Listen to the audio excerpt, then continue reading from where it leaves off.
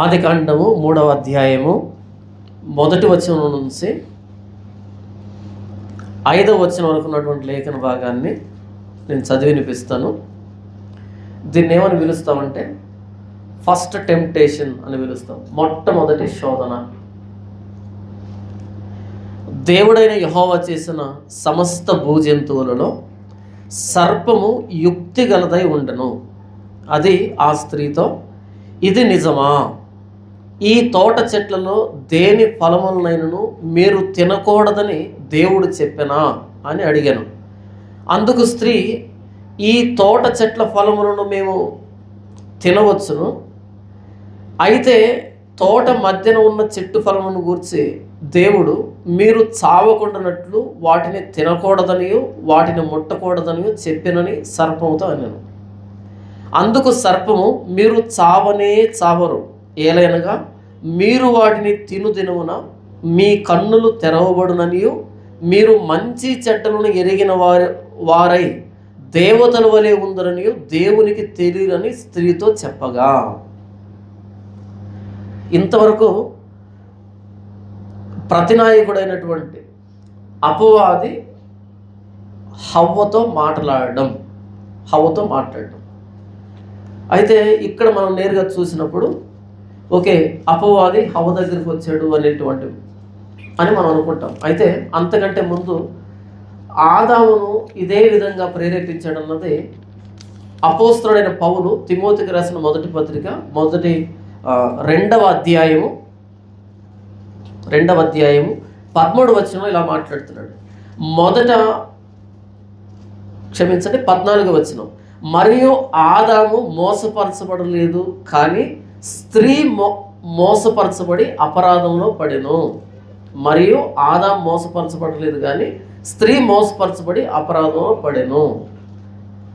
అంటే ఇదే మాట దేవుడు ఈ తోట చెట్లలో ఏదైనా తినొద్దని చెప్పాడా? అవును, తినొద్దని చెప్పాడు.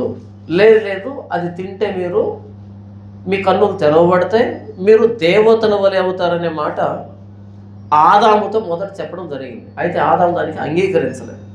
తరువాత హవ్వ దగ్గరకు వస్తే హవ్వ మోసంలో పడింది. మొట్టమొదటి మోసం, మొట్టమొదటి అబద్ధం, మొట్టమొదటి శోధన, ఫస్ట్ టెంప్టేషన్, ఫస్ట్ లై, ఫస్ట్ డిసెప్షన్. ఈ మొదటి 5 వచనాలు. మొదటి వచనాన్ని చూద్దాం. దేవుడైన యెహోవా చేసిన సమస్త భూజంతువుల్లో సర్పము యుక్తి గలదై ఉండెను. సర్పము, ఇంతకీ సర్పం అంటే ఏంటి అన్నదానికి ప్రకటన గ్రంథం 12వ అధ్యాయం 9వ వచనంలో అపోస్తలుడైన యోహాను మాట్లాడుతున్నాడు. చూద్దాం. 12వ అధ్యాయం 9వ వచనం, కాగా సర్వలోకమును మోసపుచ్చుచు అపవాది అనియు సాతాననియు పేరు గల ఆది సర్పమైన ఆ మహాఘట సర్పం పడద్రోయబడెను. ఆ ఘట సర్పం ఎవరు అంటే అపవాది అని సాతానని పేర్లు కలిగినటువంటిది.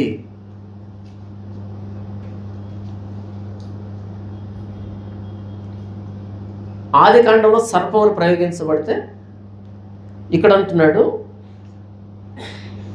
కాగా సర్వలోకమును మోసపుచ్చుచు. ఆది కాండంలో కూడా మోసం ఏదో జరిగింది. అప్పటి నుంచి అపవాది పని మోసం చేయడమే, అబద్ధం చెప్తూ మోసం చేయడమే. కాగా సర్వలోకమును మోసపుచ్చుచు అపవాది అనియు సాతాననియు పేరు గల ఆది సర్పమైన ఆ మహాఘట సర్పం. ఆది సర్పం, ఆది కాండంలో సర్పంగా పిలువబడినటువంటి ఆ ఘట సర్పం లేదా అపవాది సాతాను.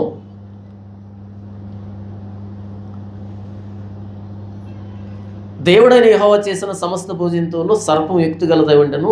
అది ఆ స్త్రీతో, ఇది నిజమా? ఈ తోట చెట్లలో దేని ఫలములనైనా మీరు తినకూడదని దేవుడు చెప్పానా? ఇది నిజమా అని ఎందుకు అడిగింది? అంతకంటే ముందు ఆదాము దగ్గరికి వెళ్ళి అడిగింది కాబట్టి మీకేమైనా రెస్ట్రిక్షన్స్ ఉన్నాయా? ఇక్కడ ఉన్నాయి.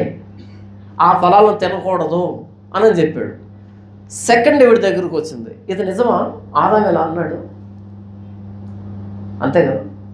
ఇది నిజమా అని ఎప్పుడు మాట్లాడతాం? ఫస్ట్ ఆదాము దగ్గరకు వచ్చింది. మీకు ఏదైనా నిషేధించబడినటువంటి విషయం ఉందా? కంప్లీట్గా టోటల్ కాపీ రైట్స్ అన్ని మీకు ఇచ్చాడా, లేకపోతే ఏదైనా ఆయన దగ్గర పెట్టుకున్నాడా? మొత్తం అంతటికీ అధికారుల మీరు, లేకపోతే ఏమైనా కొంచెం దేవుని దగ్గర ఉందా? డీటెయిల్స్ అన్ని అడిగింది. ఆ డీటెయిల్స్లో ఆ చెట్టు ఫలాన్ని తినకూడదు అనేటువంటి విషయం అర్థమైంది. ఇప్పుడు హవ్వ దగ్గరకు వచ్చింది. ఇది నిజమా? ఆదాము చెప్పాడు ఆ ఫలాన్ని తినకూడదని, ఇది నిజమా? మీరు ఏదైనా తినకూడదా? అప్పుడు ఈవిడ దాన్ని కొనసాగించింది. అంతే కదా. అదే నేరుగా వచ్చి రెస్ట్రిక్షన్స్ అడిగి ఉంటే కనుక రెస్ట్రిక్షన్ చెప్పి ఆగుండేది ఈవిడ. ఆల్రెడీ నాకు మ్యాటర్ తెలిసిపోయింది, మిగతా మ్యాటర్ నీకు తెలుసా ఇంతకి? ఇప్పుడు ఆయన ఓపెన్ అయ్యాడు, కొంచెం మ్యాటర్ చెప్పాడు. ఇప్పుడు దీన్ని తీసుకొచ్చి ఈవిడిని కంప్లీట్గా ఓపెన్ చేసింది. ఈవిడికి సొల్యూషన్ కూడా చెప్పింది. ఈవిడేంటి, ఇద్దరికి తెలిసి విషయం అనే దగ్గర ఉండిపోయింది. అంతేనా? అక్కడ ప్రస్తావన ఎక్కడ చేసేటప్పటికి పూర్తిగా ఓపెన్ అయిపోయింది. ఇక అపవాది ఏం చెబితే దాన్ని వినే పరిస్థితిలో ఉండిపోయింది హవ్వ. ఆదాము మోసంలో పడలేదు, హవ్వ పడింది. అందుకని మనకు పేతురు పత్రికలో రాయబడతారు, స్త్రీ బలహీనమైన ఘటము అని అంటాడు. ఘటము అంటే కొండ అని. కొండే బలహీనం, మరలా బలహీనమైన కొండ కదా. బలహీనమైన ఘట్టము అని జ్ఞానం కలిగే వారితో ఎప్పటి నుంచి బలహీనత వచ్చింది? ఎప్పుడైతే మొదట మోసంలో పడిందో. ఈ తోట చెట్లలో దేని ఫలములనైనా మీరు తినకూడదని దేవుడు చెప్పినా అని అడిగాను. తెలిసి అడిగిందా, తెలియకుండా అడిగిందా? తెలిసి అడిగింది. అందుకు స్త్రీ ఈ తోట చెట్ల ఫలములను మేము తినవచ్చును అంటే ఎందుకు తెలిసి అడిగిందంటే, అపవాది నన్ను ఏ విషయంలో శోధిస్తాడంటే, ఏ విషయంలో నేను బలహీనున్నో తెలుసుకునే శోధిస్తాడు. వాడేం టెస్ట్ చేయండి నా దగ్గరకు కొంచెం జాన్పాలు ఏ విషయంలో బలహీన టెస్ట్ చేయాల్సిన అక్కర్లేదు. వాడికి తెలుసు ఏ విషయంలో బలహీనున్నో అదే విషయంలో టార్గెట్ చేస్తాడు. వాడికి తెలుసు మన బలహీనతలన్నీ. ఈ తోట చెట్ల ఫలాల్లో దేన్నైనా తినకూడదా అని ఎందుకు అడిగాడు? అక్కడ ఆల్రెడీ తెలుసుకున్నాడు. దాన్ని ఇక్కడ ప్రయోగించాడు. నా బలహీనతను తెలిసే నా మీద ప్రయోగం చేస్తాడు, నీ బలహీనత తెలిసే నీ మీద ప్రయోగం చేస్తాడు. ఆఫర్లన్నీ అలాగే వస్తాయి మనకి కదా. ఆఫర్లన్నీ అలాగే వస్తాయి మనకి. మన బలహీనత సంబంధించినవి వస్తాయి. ఎందుకంటే మనల్ని శోధించడానికి వచ్చేవాడు చిన్నవాడు కాదు. వాడు ప్రారంభం నుంచి మోసం చేస్తున్నవాడు. ఇక్కడ ఇంకొక మాట ఏంటంటే, మొదటి అధ్యాయంలో కానీ రెండవ అధ్యాయంలో కానీ అపవాది అనే ప్రస్తావన లేదు. మూడవ అధ్యాయంలో నేరుగా వాడు వచ్చాడు, మాట్లాడుతున్నాడు. ఎక్కడి నుంచి వచ్చాడు? అంతే కదా. ఈ మధ్య మహావేద ఇక్కడ ఒక ప్రశ్న అడుగుతాం మిమ్మల్ని, ఇంతకీ అపవాదిని ఎవరు చేస్తుంటారు? ఎవరు చేస్తుంటారు? కలిగి ఉన్నది ఏదియో ఆయన లేకుండా కలగలేదు. అవి దృశ్యమైనవి కానీ అదృశ్యమైనవి కానీ ఏదైనా సరే. ఒకవేళ ఆయన లేకుండా ఏదైనా కలిగిందనుకో, ఈయన మాత్రమే ఆరాధించాల్సిన అక్కర్లేదు, ఈయన కూడా కలుపుకోవచ్చు. ఎందుకని? ఈయన కూడా సృష్టికర్త అవుతాడు కదా. మొన్న ఒక మేధావిని పిలిచారు, ఒక ఇంటర్వ్యూకి పిలిచి, చెప్పండి సాతాను ఎలాగొచ్చాడంటే, సాతాను దేవుడికి బయట సృజించబడ్డాడంట, దేవుడు ప్రమేయం లేకుండా సృష్టించబడ్డాడంట. అది విని మరలా వెనక్కి తీశాను, వెనక్కి బ్యాక్వర్డ్ కొట్టాను. ఇంతకు నేను కరెక్ట్గానే విన్నానా, ఏదైనా పొరపాటు అయిందా అని. సేమ్ అదే వస్తుంది. కాదు కదా, ఎక్కడో మిస్ అయింది, ఏదైనా మెలికుంటుందేమో వస్తుందో, మళ్ళీ వెనక్కి తీశాను. దేవుడికి బయట ఇంకో సృష్టి లేదు, దేవుడి ప్రమేయం లేకుండా ఇంకెవరు లేరు. కలిగి ఉన్న ప్రతిదానికి ఆయనే కారకుడు. ఇది ఒక భావన వచ్చింది. అపవాదిని దేవుడు చేయలేదు. ఎవరు చేశారు మరి? చైనా వాళ్ళు చేశారు. చూద్దాం. నేరుగా అపవాది సీన్లోకి వచ్చాడు, మాట్లాడుతున్నాడు. ఎక్కడి నుంచి వచ్చాడు? బైబిల్ చెప్పలే. ఎక్కడి నుంచి వచ్చాడు? బైబిల్ చెప్పలే. కానీ దేవుడు చేశాడని ఎలా చెప్తాము? కామన్ సెన్స్ అంతే, పెద్దగా అక్కర్లేదు. కామన్ సెన్స్ అంతే. కలిగి ఉన్నది ఇది, ఆయన లేకుండా కలగలేదంటే ప్రతిదీ ఆయనే చేశాడని. ఇంతకీ మనోళ్ళు ఏం చేస్తారు అంటే, అపవాది అంట ఎందుకు అపవాదిగా మారింది అనే టైటిల్ పెట్టేశారు. అంటే వీళ్ళకు స్పెషల్ రెవల్యూషన్ వచ్చినట్టు, వీళ్ళకి తెలిసిపోయినట్టు. బైబిల్లో లేదన్నమాట. కానీ అపవాదిగా ఎలా మారాడు? చెప్పండి, ఎలా మారాడంటే, అపవాది ఓసారి అనుకున్నాడంట దేవుని సింహాసనం కావాలనుకున్నాడంట. వస్తాను, అక్కడికే వస్తాను, ఆకాశం దగ్గరికి వచ్చేస్తాను. అది 14వ యెషయా గ్రంథం మీరు చదువుతున్నది. ఇదే సందర్భం 28 యెహెజ్కేలు కూడా మనకు కనపడుతుంది కదా. అక్కడికి వస్తాను, అక్కడికి రావడానికి ఈ ట్రాక్ వేసుకుంటున్నాను. ఏం చెప్తున్నాను నేను? అపవాదిగా ఎలా మారాడు? టోటల్ బైబిల్లో ఎక్స్ప్లెనేషన్ లేదు. టోటల్ బైబిల్లో అపవాదిగా ఎలా మారాడు లేదు. ఉంటే ఆది కాండంలో ఉండాలి, అక్కడే లేదు. డైరెక్ట్గా సీన్లోకి వచ్చాడు. సరే, వీళ్ళని అడుగుదాం, ఎలా వచ్చాడు అపవాది అని అంటే, యెషయా గ్రంథం 14వ అధ్యాయాన్ని తీసుకొని, యెహెజ్కేలు గ్రంథం 28 తీసుకొని, దాన్ని అపవాది ముడిపెట్టి, అపవాది అనుకున్నాడంట దేవుని సింహాసనాన్ని ఆక్రమించుకుందాం అనుకున్నాడంట. నాకు తెలియక అడుగుతాను, ఆయన కలుగు చేసిన దూతల్లో ఒక దూత ఆయన సింహాసనం మీద కూర్చునేంత సీన్ ఉంటుందంటావా? ఉంటుందా? ఇప్పుడు ఒక మాట చెప్తాను. యెషయా గ్రంథం 6వ అధ్యాయంలో కోటాను కోట్ల దేవదూతలు ఎక్కడ కనిపించారు అంటే,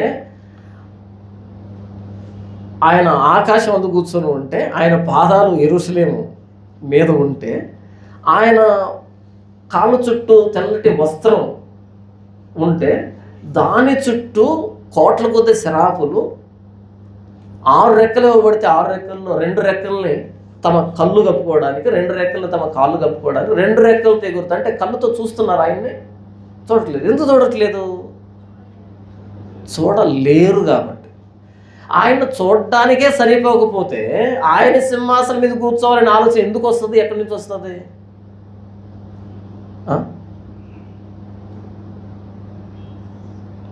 ఆయన సింహాసనాన్ని తీసుకోవాలనుకుందంటే అప్పుడు దేవుడు దాని ఆలోచన తెలియదు అంతకుముందు ఆయనకి. అప్పుడే గుర్తెరిగి అప్పుడు పడద్రోస్తాడు ఆయన్ని. అపవాదిని భూమి మీద పడద్రోస్తే వాడు కొంతమంది దేవదూతలను తీసుకొని, అంటే తనతో పాటు దూతలను తీసుకొని కిందికి వచ్చేసాడు. ఎక్కడుంది ఇదంతా అంటే బైబిల్లో లేదు. మరి ఎక్కడి నుంచి వచ్చింది ఈ చెత్త అంతా? మోర్మనిజం. ఏంటే? మోర్మనిజం అండ్ అదర్ పేగన్ స్క్రిప్చర్స్. బయట చెత్తంతా చదివి దాన్ని ఎక్కడ ఇరికించాలని వెతికి, ఎక్కడైనా ఒక స్లాట్ దొరికితే లోపలికి ఎంటర్ అయిపోయి చెత్తంతా ఎందుకు రుద్దుతున్నా నాకు తెలియగలుగుతాను. యెషయా గ్రంథం 14వ అధ్యాయం చెప్పింది బబులోను రాజు అయిన నెబుకద్నెజరును గూర్చి. ఇంటికి వెళ్ళి 100 సార్లు చదవండి. కాదన్న అంటే ఫోన్ చేయండి, ఇబ్బంది చేయండి, లేకపోతే క్వశ్చన్ రాయండి, Q&A ఉంది కదా. తర్వాత యెహెజ్కేలు గ్రంథం 28లో అక్కడ వ్రాయబడింది తూరు రాజును గూర్చి. దాన్ని చదివి అక్కడ మీకు ఎక్కడైతే ప్రశ్నార్థకంగా ఉందో ప్రశ్న రాయండి, తర్వాత ఎక్స్ప్లెయిన్ చేస్తాను. నా టైం ఇక్కడ వేస్ట్ అవుతుంది కాబట్టి వదిలిపెట్టేస్తున్నాను.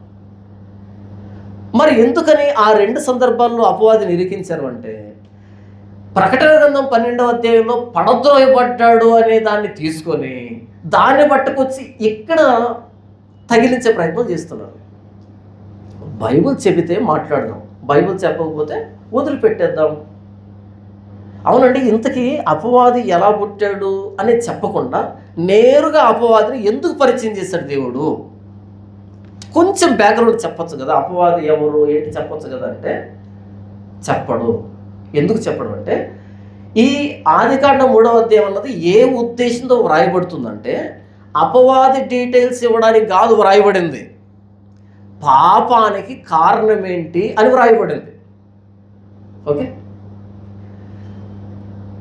ఏ కోణంలో ఆయన చెబుతున్నాడని పక్కన పెట్టి మన సొంత ప్రశ్నలు వేసుకుంటే సమాధానాలు దొరకవు అక్కడ.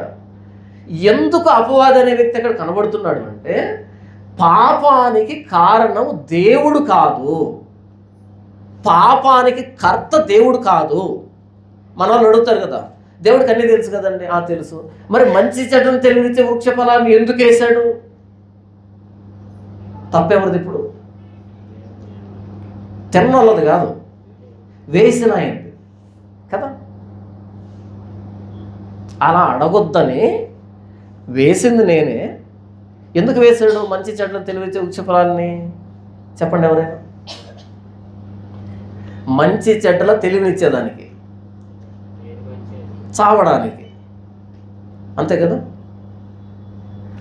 చావడానికి, మంచి చెడ్డలు తెలివినిచ్చేదానికే వేశాడు. దాని పేరే అది, అందుకే వేశాడు. కాకపోతే పర్మిషన్ ఇవ్వలే. ఇప్పుడు తినొద్దు అన్నాడు దాన్ని. ఏమో భవిష్యత్తులో అవకాశం ఇచ్చిండేమో తెలియదు. తినొద్దు అన్నాడు. తినొద్దు అంటే తినొద్దు అంతే. మనం లేవీకాండం కానీ సంఖ్యాకాండం కానీ చూసినప్పుడు ఈ జంతువులు తినొద్దు అంటాడు, ఈ పక్షులు తినొద్దు అంటాడు. ఎందుకు తినొద్దు అన్నాడు చెప్పండి? ఎందుకు తినొద్దు అన్నాడు కొన్ని పక్షుల్ని, కొన్ని జంతువుల్ని?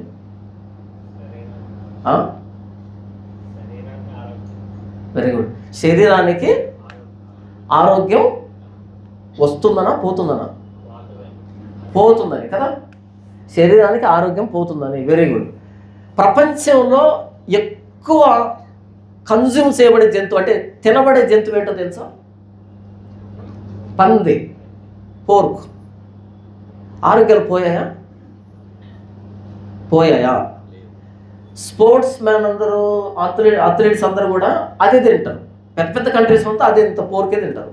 ఆరోగ్యాలు బాగవుతున్నాయంటే గబ్బిలాలు తింటున్నారా? బ్రతికొండగానే సాసులు ముంచుకొని తింటున్నారు వాళ్ళు. బ్రతికొండగానే ఆరోగ్యాలు పోవట్లే వాళ్ళకి. కరోనా గబ్బిలాల నుంచి వచ్చిందన్నది గాసిప్ అది. ఓకే, కప్పలు తింటున్నారు, పాములు తింటున్నారు, తేళ్ళను తింటున్నారు, జర్రులు తింటున్నారు. వాళ్ళు తినకుండా వదిలిపెట్టింది ఏంటో Guinness book of the world record కూడా తెలియదు ప్రస్తుతానికి. ఎందుకంటే అది కూడా కనిపెట్టలేదు. వాళ్ళు ప్రతిదీ తింటారు అంతే. దేవుడు చేసిన ప్రతిదీ మంచిది అని వ్రాయబడింది ఆదికాండంలో. తిమోతి పత్రికలు కూడా ఆయన ప్రతిదాన్ని కృతజ్ఞతాస్తుతులు చెల్లించి పుచ్చుకొనుటకే చేశాడని రాయబడింది. ప్రతిదాన్ని తినొచ్చు, కాకపోతే మన కల్చర్లో కొన్ని తినకూడదని మనం పెట్టుకున్నాం కాబట్టి తినట్లేదు. నాగుపామును తింటున్నారు, త్రాచుపామును తింటున్నారు, అనకొండను తింటున్నారు, కుక్కను, బల్లిని, అన్నిటినీ తింటున్నారు. జస్ట్ ఆ పాటని కట్ చేసి తినేస్తున్నారు. మనం కూడా తినొచ్చా? తినొచ్చు. బ్రతుకుతామా? బ్రతుకుతాం. కాకపోతే మన కల్చర్లో లేదు కాబట్టి చీ అంటున్నాం, అంతే కదా. కానీ చైనాకి వెళ్తే సాస్ వేసుకొని తింటారు. నేనేం చెప్పే ప్రయత్నం చేస్తున్నాను ఇంతకీ? లేవీకాండంలో, సంఖ్యాకాండంలో అవి తినకూడదు అని ఎందుకు అన్నాడు అంటే, just to draw the line to separate Israelites from other people. చుట్టుపక్కల దేశాల వాళ్ళతో గీత గీయడానికి. వాళ్ళు ఇవి తింటున్నారు కదా, మీరు తినకండి. ఫిజికల్ హోలీనెస్, భౌతికమైన పరిశుద్ధత నేర్పించడానికి అంతే. ఇప్పుడు తినొచ్చా? ఇప్పుడు కూడా తినకూడదా? అది క్వశ్చన్ రాయండి మీరు, తర్వాత మనం మాట్లాడుకుందాం. పాత నిబంధనలో ఎవరితో? చైనా వాళ్ళతో కాదు, ఇండియన్స్తో కాదు, ఇండోనేషియన్స్తో కాదు, ఫిలిపియన్స్తో కాదు, ఆస్ట్రేలియన్స్తో కాదు.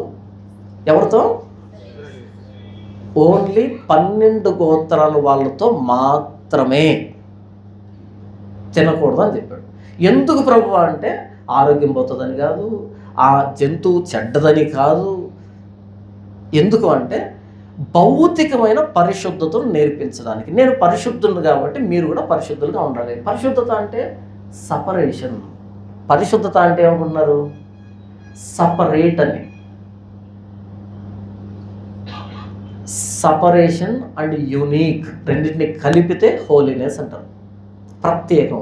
ఎవరు ప్రత్యేకం? మోయాబీయుల కంటే ప్రత్యేకం, అమ్మోనీయుల కంటే ప్రత్యేకం, ఈజిప్టియన్స్ కంటే ప్రత్యేకం, సిరియన్స్ కంటే ప్రత్యేకం, చుట్టూ ఉన్న దేశాల కంటే ప్రత్యేకంగా ఉండాలి. ఎలా ప్రత్యేకంగా ఉండాలి? తిండి విషయంలో ప్రత్యేకంగా ఉండాలి, బట్టల విషయంలో ప్రత్యేకంగా ఉండాలి, పొలం విషయంలో ప్రత్యేకంగా ఉండాలి, వృత్తి విషయంలో ప్రత్యేకంగా ఉండాలి, భక్తి విషయంలో ప్రత్యేకంగా ఉండాలి. ప్రతిదీ వాళ్ళు ఏం చేస్తున్నారో దాన్ని చేయొద్దని చెప్పడమే ధర్మశాస్త్రం.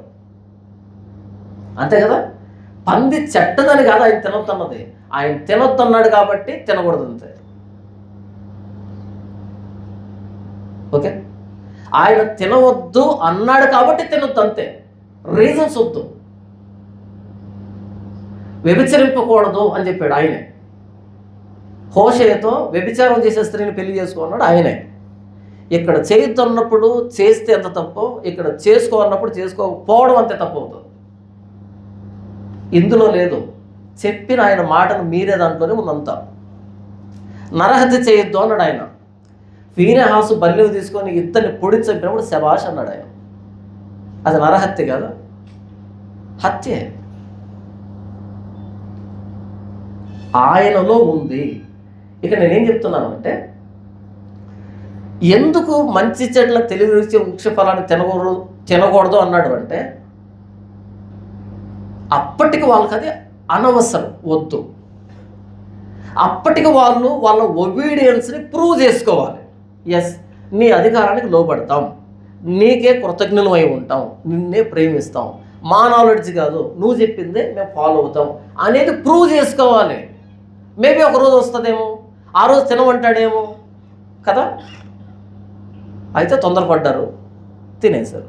నేనేం చెప్తున్నానంటే, ఎందుకు దేవుడు అదే వేశాడు కాదు, వేసి చెప్పాడు, అది ఏం పని చేస్తుందో చెప్పాడు, దాన్ని తినొద్దని చెప్పాడు, తప్ప ఆయన మీదకి రాదు. అంతే కదా. నేను రోడ్డు మీద లారీలు గుద్దుకొని చచ్చిపోయాను. రోడ్డు ఎందుకు వేశారంటే, ఈ బండికి ఇంత సీసీ ఎందుకు ఇచ్చారంటే, కుదురుతుందా? కాదు. ఆయన వేశాడు, చెప్పాడు, వద్దని చెప్పాడు. అయితే దాన్ని రివర్స్ చేస్తున్నాడు ప్రతి నాయకుడైన అపవాది.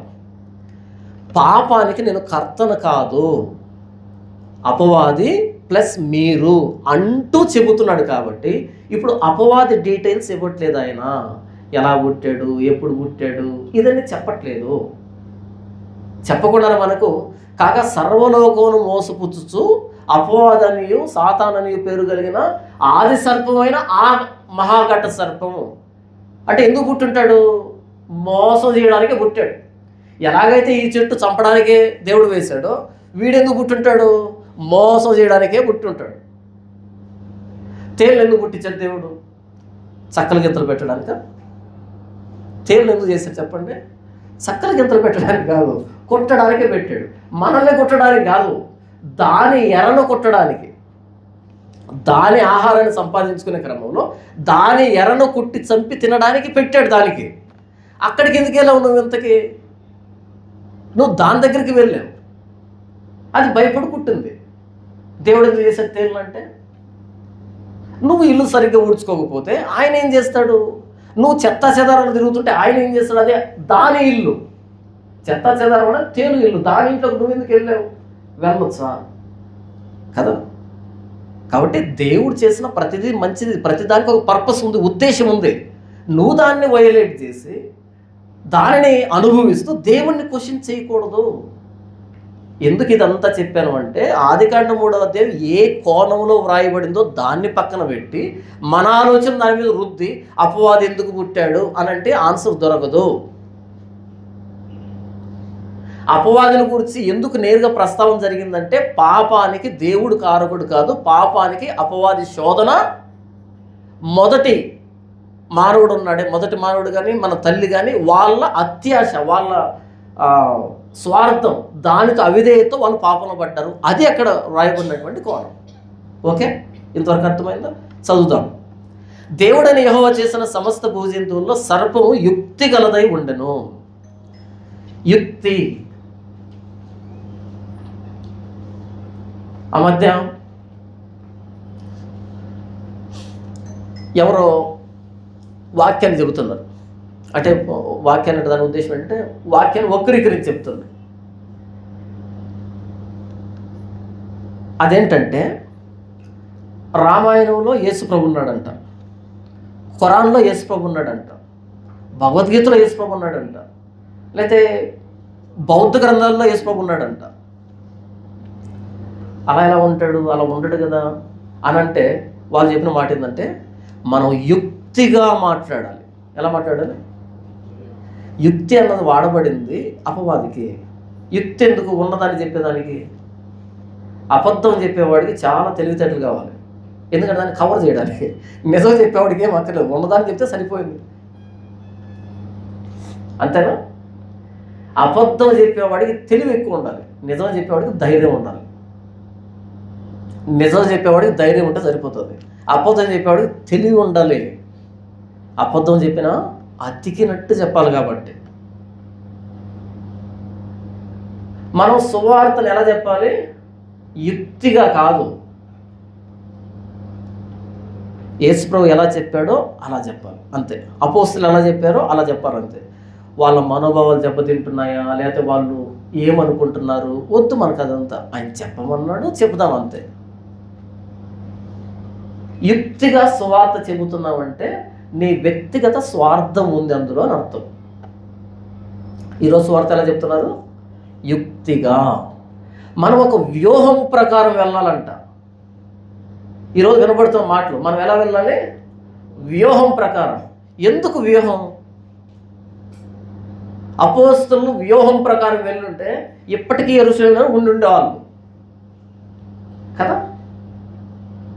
వ్యూహం ప్రకారం వెళ్ళొద్దు, పరిశుద్ధాత్మ దేవుడు నడిపింపు ప్రకారం వెళ్ళు. నీ వ్యూహాలు ఎందుకు? నీ యుక్తి దేనికి? మనం చెప్పే సువార్తలో శక్తి లేకపోయి ఉంటే నేను యుక్తిని జోడించి దీనికి శక్తిని ప్రసాదిస్తాను. నేను చెప్పే సువార్తలో శక్తి లేకపోతే అప్పుడు నా యుక్తి అవసరం దాన్ని నిలవబెట్టడానికి. సువార్తలో శక్తి ఉంది, నా యుక్తి అనవసరం. నా వాక్చాతుర్యం కానీ, నా సామర్థ్యం కానీ, నా జ్ఞానం కానీ, నా యుక్తి కానీ, నా తెలివి కానీ యాడ్ కాకూడదు సువార్తకి. పొరపాటున యాడ్ అయితే సువార్త నేను కలుషితం చేసినట్టు. నాది యాడ్ కాకూడదు. అపోస్తలుడైన పౌలు అంటాడు, నేను వాక్చాతుర్యతో మీకు సువార్త చెప్పలే, జ్ఞానాతిశయంతో సువార్త ప్రకటించలే, పరిశుద్ధాత్మ దేవుని శక్తితోనే ఉన్నది ఉన్నట్టు ప్రకటించానని మాట్లాడతాడు. సువార్తని యాజ్ ఇట్ ఈజ్ ఇచ్చేయాలంతే. అందులో శక్తి ఉంది, ఆయన సువార్తలో శక్తి ఉంది. అది వాడిని ట్రాన్స్ఫార్మ్ చేస్తుంది, అది వాడిని మారుస్తుంది. నేను కాదు వాడిని కన్విన్స్ చేయాల్సి ఉంది. కాబట్టి నత్తివారి పెదవులతో ఈ జనులతో మాట్లాడతా ఎందుకన్నాడు? మాట్లాడే పెదవులు కాదు ఇంపార్టెంట్, ఇక్కడ ప్రకటన ఇంపార్టెంట్. నత్తివారి పెదవులతో మాట్లాడుతా అన్నాడా? నత్తివాడు మాట్లాడితే ఎలా ఉంటుంది? మాట స్పష్టంగా ఉండదు, అంత వినసొంపుగా ఉండదు. కానీ ఆ మాట వస్తున్నటువంటి వార్త ఉంది, వార్త మారుస్తుంది.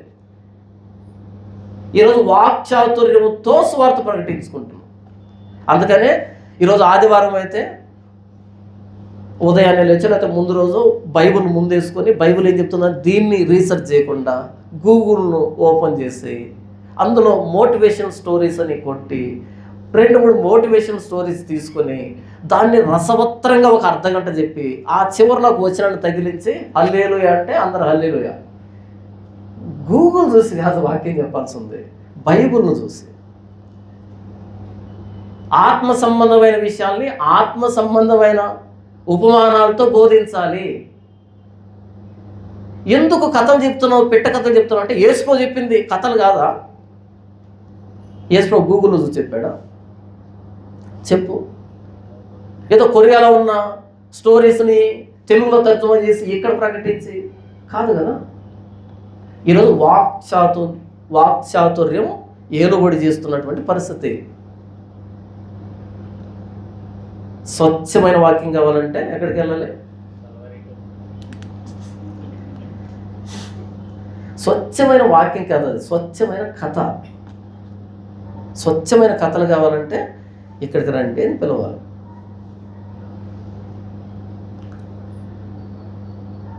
మీరు ఆదికాండం నుంచి ప్రకటన గ్రంథం దాకా చదవండి. ఉద్యోగం లేకపోతే ఇక్కడికి రండి, పిల్లలు పుట్టకపోతే ఇక్కడికి రండి, కుటుంబంలో సమస్యలు ఉంటే ఇక్కడికి రండి, అనారోగ్య సమస్యలు ఉంటే ఇక్కడికి రండి అనే ప్రకటనలు మీకు కనపడవు బైబిల్లో. అవి ప్రకటిస్తూ స్వచ్ఛమైన వాక్యం అంటున్నావంటే ఏం చేయాలి? నిన్ను వింటున్నారంటే ఏం చేయాలి జనాల్ని? నేనేం చెప్తున్నాను? వాక్చాతుర్యం, సువార్తని సువార్తగానే ఇవ్వాలి, యుక్తి పనికిరాదు అని చెప్తున్నా ఇంతవరకు నేను. సాతాను యుక్తి గలదై ఉంటారు. ఎందుకు దానికి అంత యుక్తి అవసరమైందంటే దేవుడు చెప్పిన మాటని ఇప్పుడు ట్విస్ట్ చేయాలి కాబట్టి. అర్థమైందా? సాతానికి యుక్తి ఎందుకు అవసరమైందంటే అది ఒరిజినల్గా ఒక నిజాన్ని చెప్పడానికి యుక్తి అవసరం లేదు దానికి. దేవుడు చెప్పిన మాటని ట్విస్ట్ చేయాలంటే యుక్తి కావాలి, నమ్మేటట్టుగా చెప్పాలి. అందుకు యుక్తి అవసరం. ఒక సువార్థికుడుగాను బోధకుడుగాను నాకు యుక్తి అక్కర్లేదు. ఇక్కడ ఉన్నదాన్ని చెబితే సరిపోతుంది. ఇక్కడ వ్రాయించిన ఆయన ఉన్నాడే, ఆయన విన్నవాన్ని మార్చుకోడు, ఆయన చూసుకుంటాడు. నాకేం పని లేదు, నాకేం ముచ్చట్లేదు అందులో, నాకు అంత బాధ ఏం లేదు. ఎంతమంది సువార్త ప్రకటించారు, నన్ను చాలామంది అడుగుతుంటారు, ఎంతమందిని రక్షించావు? ఒరే స్వామి, నన్ను నేను రక్షించుకోలేను, వాడిని నేను రక్షించేది. ఎంతమందిని రక్షించామంటే నన్ను నేను కూడా రక్షించుకోలేను.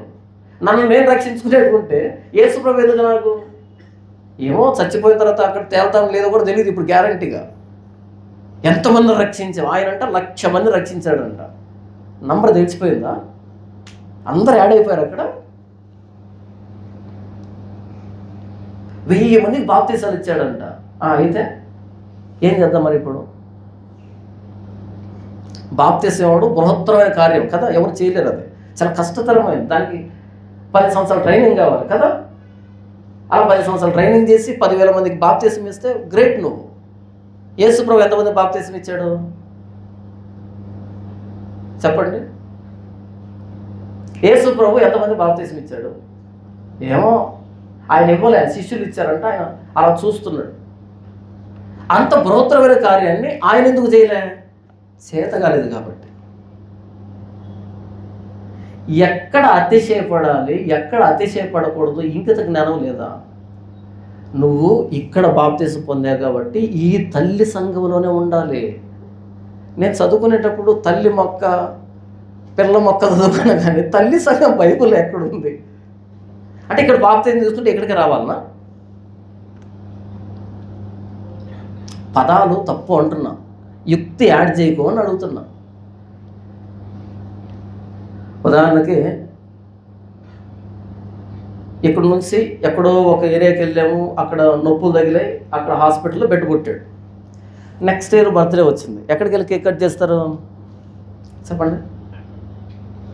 మరలా హాస్పిటల్కి వెళ్ళి, ఎందుకంటే పుట్టింది అక్కడ కదా, తల్లి హాస్పిటల్ అది కదా. ఏ రోగం వచ్చినా తల్లి హాస్పిటల్కి వెళ్ళాలి కదా. అదే మిగతా హాస్పిటల్కి వెళ్తే శాపం వచ్చేస్తుంది. ఎక్కడి నుంచి వచ్చాయి ఈ పదాలన్నీ?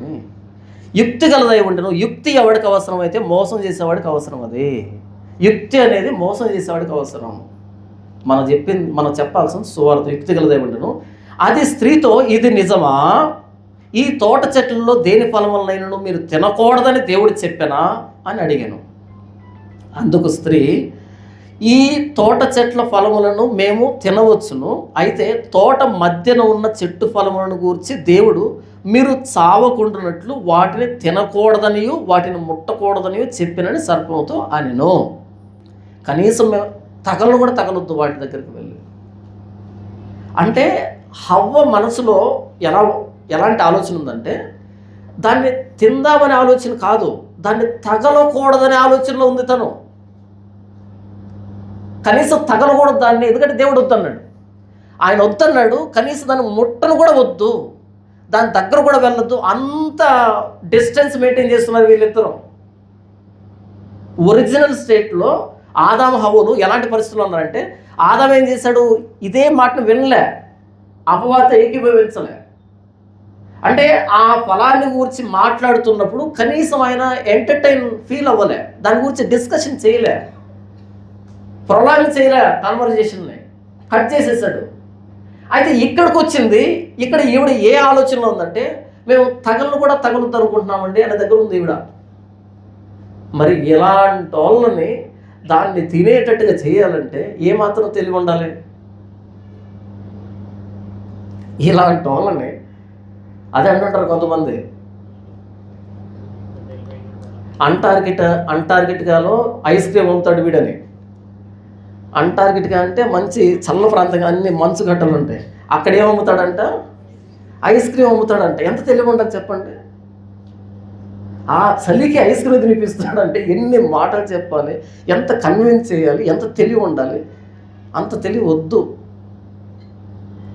మేము తగలను కూడా తగలం, తగిలితేనే చనిపోతాం, ఆయన తగలొద్దన్నాడు, తినొద్దన్నాడు, ఇంత దూరం పెట్టుకొని తను ఉంటే తనని ఇప్పుడు తినిపిస్తాడు చూడండి తీసుకుని వెళ్ళి. యుక్తి. 4వ వచనం, అందుకు సర్పము, మీరు చావనే చావరు, ఏలైనగా మీరు వాటిని తినుదినమున మీ కన్నులు తెరవబడుననియు మీరు మంచి చెడ్డలను ఎరిగిన వారై దేవతల వలె ఉందరనియు దేవునికి తెలియనని చెప్పగా. వాస్తవానికి వీడు ప్రతినాయకుడు, వీడు విలన్. ఇప్పుడు వీడు ఎవరిని విలన్ చేశాడు? ఇదంతా దేవుడికి తెలుసు, తెలిసే మీ దగ్గర నుంచి దాన్ని దూరం చేశాడు. దేవుణ్ణి విలన్ చేశాడు, దేవుణ్ణి పక్కన పెట్టాడు. ఎంత తెలివి ఉంటే మీరు చావనే చావరు. కానీ 2వ అధ్యాయంలో చూడండి, 2వ అధ్యాయం 17వ వచనం, అయితే మంచి చెడ్డల తెలివినిచ్చు వృక్ష ఫలను మీరు తినకూడదు, నీవు వాటిని తినుదినమున నిశ్చయముగా చచ్చెదవని నరునికి ఆజ్ఞాపించను. అది తినే రోజు నిశ్చయముగా, నిశ్చయం అనే పదం ఎందుకు వాడంటే ఇందులో డౌట్ లేదు, నిశ్చయంగా చనిపోతావు, డౌట్ లేదు ఇందులో అని చెబితే వీడేం చెప్తున్నాడు? మీరు చావనే చావరు. ఎంత ఆయన భరోసా ఇచ్చాడో అంతే భరోసా వీడు కూడా ఇస్తున్నాడు. మీరు నిశ్చయంగా చనిపోతాడని ఆయన అంటే మీరు చావనే చావరని వీడు చెప్తున్నాడు. ఇప్పుడు 2 డెఫినేషన్లు ఉన్నాయి. ఎదురుగా ఫలం ఉంది, 2 డెఫినేషన్లు ఉన్నాయి. ఒక ఆయనేమో చావనే చావడన్నాడు, ఇంకొక ఆయనేమో నిత్యం చచ్చిపోతాను. ఎవరు నమ్మాలి? ఇప్పుడు ఎవరు నమ్మాలి? ఎవరు దాన్ని చేశాడో ఆయన నమ్మాలి, ఎవరు వీళ్ళని చేశాడో ఆయన నమ్మాలి. ఇప్పుడు వీళ్ళు ఎవరు నమ్మారు? అసలు ఏమాత్రం సంబంధం లేని ప్రతి నాయకులు నమ్ముతున్నారు. ఈరోజు మొన్ననే ఎవరో ఒక వీడియో మాట్లాడారు, యేసు ప్రభు పరమ పాపి అంటూ వీడియో మాట్లాడారు ఎవరో. కాకినాడలో ర్యాలీ జరగలే, జరిగిందా? రాజమండ్రిలో ర్యాలీలు జరగలే, జరిగిందా? విజయవాడలో ధర్నా జరగలే, జరిగిందా? ఎందుకని? కాకినాడలో క్రైస్తవులు లేరా? రాజమండ్రిలో క్రైస్తవులు లేరా? విజయవాడలో క్రైస్తవులు లేరా? హైదరాబాద్లో క్రైస్తవులు లేరా? ఎందుకు క్రైస్తవులు ఒక ఏకం కాలేదు? మా యేసు ప్రభువుని అంత మాట అంటావని. ఒరే, నొప్పి తగలాల్సింది, బాధపడాల్సింది, రోషం రావాల్సింది యేసు ప్రభునంటే. మనకెవరినంటే రోషం వస్తుంది? ఆ అయ్యగారిని అంటావా? ఆ అయ్యగారి కంటే తెలుసా నీకు? సిగ్గు అనిపించిన కొంచెం కూడా. అక్కడ ఫలం ఉంది, దేవుడు అన్నాడు చస్తారని, అపవాదాన్ని చావనే చావరన్నారని. ఎవడు మాట వినాలి? ఎవరు దాన్ని చేశాడో, ఎవరు నిన్ను చేశాడో ఆయన మాట నిజం. ఏ సంబంధం లేని ఈయన పట్టుకొచ్చుకొని ఈయన మాట నమ్మి ఇదేంటిది? ఈ అయ్యగారు కానీ ఏ అయ్యగారు కానీ మీ రక్షణకి మేము పాత్రలు కాదు. ఈరోజు ఇక్కడ నిలబడి వాక్యం చెప్పే అవకాశం నాకు ఇచ్చాడు కాబట్టి చెబుతున్నా, అంతే. మీరు ఇక్కడ ఇంపార్టెంట్.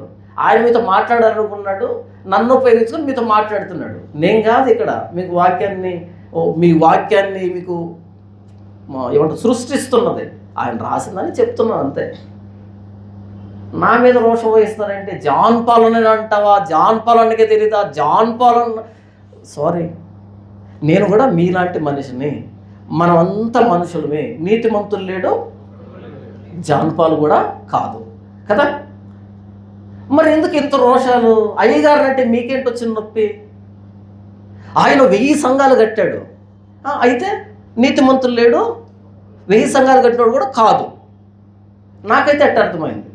నేనేం చెప్తున్నానంటే దేవుడు ఏ డెఫినేషన్ ఇచ్చాడో అక్కడ కాకుండా ఏ సంబంధం లేని వ్యక్తి మాట నమ్మాల్సి వచ్చింది హవ్వ. ఆవిడ నమ్మిందంటే అర్థం ఉంది, ఎందుకంటే తెలియదు పాపం. మనకి బైబిల్లో లేఖనం ఉన్నప్పుడు లేఖనాన్ని నమ్మాలి.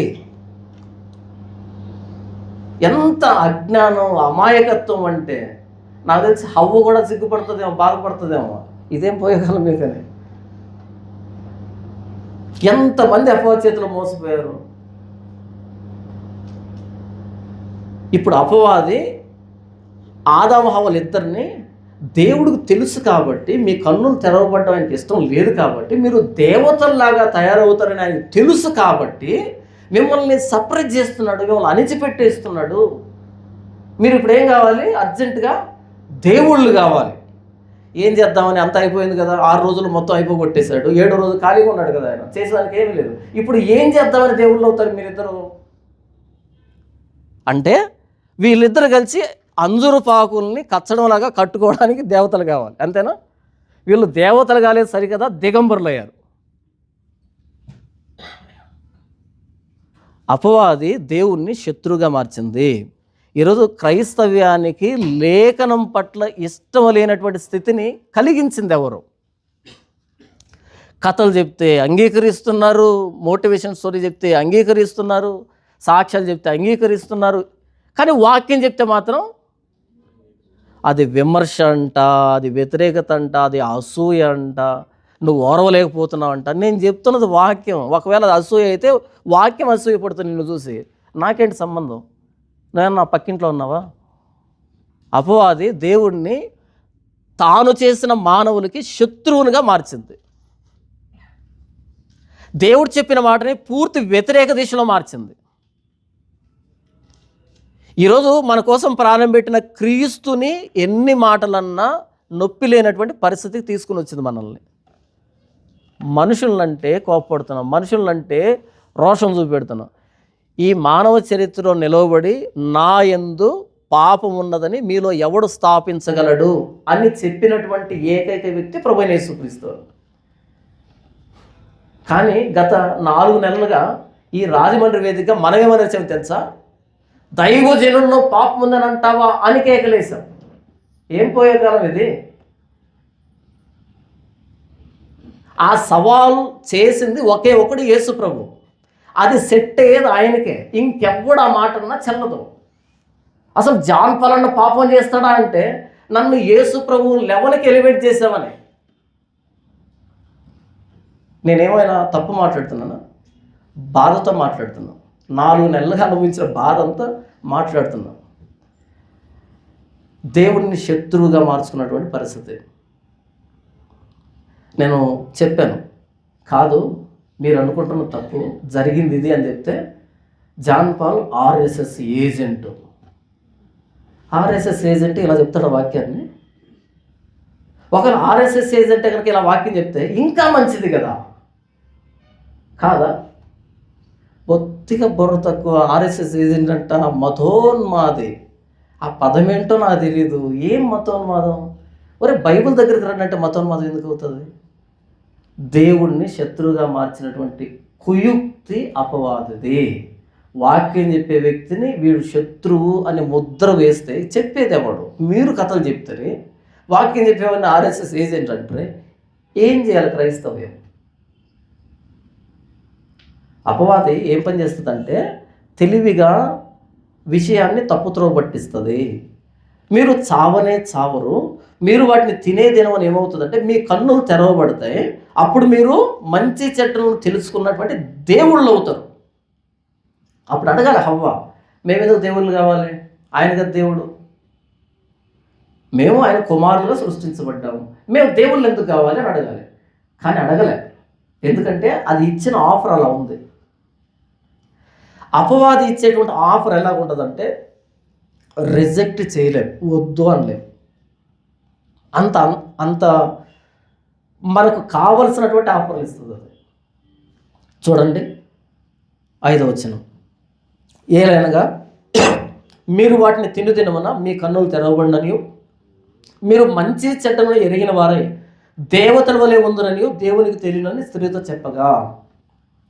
శోధన అంటే ఏంటంటే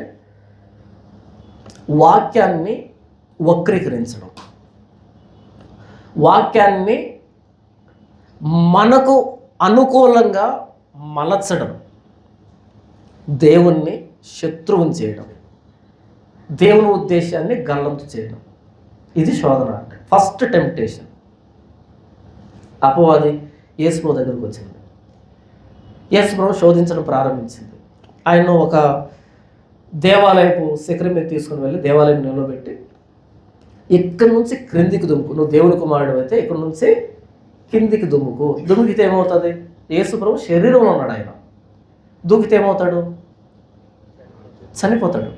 అంటే సూసైడ్ కదా, సూసైడ్కి ప్రేరేపించింది. దానికి ముందు ఏమి యాడ్ చేసింది? నువ్వు దేవుని కుమారుడు అయితే రెచ్చగొట్టింది. ఇక్కడి నుంచి కిందికి దుమ్ముకు అని చెప్పింది. చెప్పి ఏమంది? నీ పాదం ఎప్పుడు రాయికి తగలకుండా దేవదూతలను ఎత్తి పట్టుకుంటారని లేఖనంలో వ్రాయబడింది యాడ్ చేసింది. ఉందా లేఖనం బైబిల్లో? ఉంది. లేఖనం చెప్పడం కాదు, లేఖనం ఏ సందర్భంలో ఉందో ఆ సందర్భాన్ని చెప్పాలి. లేఖనాన్ని సందర్భం నుంచి బయటికి లాగితే అపార్థం అవుతుంది, పాపం అవుతుంది. లేఖనం ఎక్కడుంది, ఏ ఉద్దేశంలో ఉంది, ఆ ఉద్దేశాన్ని అంతటిని చెబితే లేఖనం అనే. ఆయన కూడా బైబిలే చెప్పాడండి. బైబిలే చెప్పాడంటే ఒక వచనాన్ని చెప్పడం అని కాదు, ఆ వచనం ఎక్కడుంది, ఏ కాంటెక్స్లో ఉంది దాన్ని చెప్పాలి. యేసుప్రభుని దొంగమన్న దానికి దేవదూతలు ఎత్తి పట్టుకుంటారు, సందర్భం కాదది, సెట్. అప్పుడు యేసుప్రభు అన్నాడు, నీ దేవుణ్ణి శోధించకూడదని కూడా వ్రాయబడింది. ఎప్పుడు అవగాహన వస్తుంది? లేఖనాల్ని లోతుగా అర్థం చేసుకుంటే ఎక్కడ వాక్యం ట్విస్ట్ అవుతుందో గుర్తుపట్టచ్చు. లేఖనాన్ని లోతుగా అర్థం చేసుకుంటే ఎక్కడ వక్రీకరించబడుతుందో తెలుస్తుంది. నాకు ఫోన్ చేస్తారు, అన్నా నేను ఒక విశ్వాసని, సాధారణమైన విశ్వాసని. చెప్పండి అన్నా, పాస్టర్ని అనుకుంటే బయట వాళ్ళకి ఏమవుతామన్నా అంటే, ఇప్పుడు ఏంటంటే ఆయన విశ్వాసి, ఆయనకు తెలిసిన కామన్ సెన్స్ కూడా నాకు లేకపోయాయి, అంతే కదా. పాస్టర్లు అనుకుంటే బయట వాళ్ళకి లోకం అవుతాం, వాళ్ళు ఏమనుకుంటారన్నా. మరి ఆయన ఏమనుకుంటాడు? అది వద్దన్నా, ఆయన ఏమనుకున్నా పర్లేదు, పక్కన వాళ్ళు ఏమనుకోకుండా ఉంటేనే చాలు. మరి వీధులకి సువార్త చెప్తుంటే కూడా చాలా అనుకుంటున్నారు, మానేద్దామా? మంచి బట్టలు వేసుకున్నా కూడా అనుకుంటున్నారు, ఇప్పేద్దామా? వాళ్ళు అనుకోవడానికే ఉంటారు, వాళ్ళు అనుకుంటేనే మంచి టైంపాస్ అవుతుంది కదా. వాడు అనుకుంటున్నాడని నన్నేం చేయమంటావు? మా నాన్న చిన్నప్పుడు కొట్టినప్పుడు అనుకునేవాడిని, ఏంటి ఇలా కొడుతున్నాడు దుర్మార్గుడు అని. ఆయన కొట్టాడు కాబట్టి ఈరోజు మర్యాద బతుకుతున్నాను.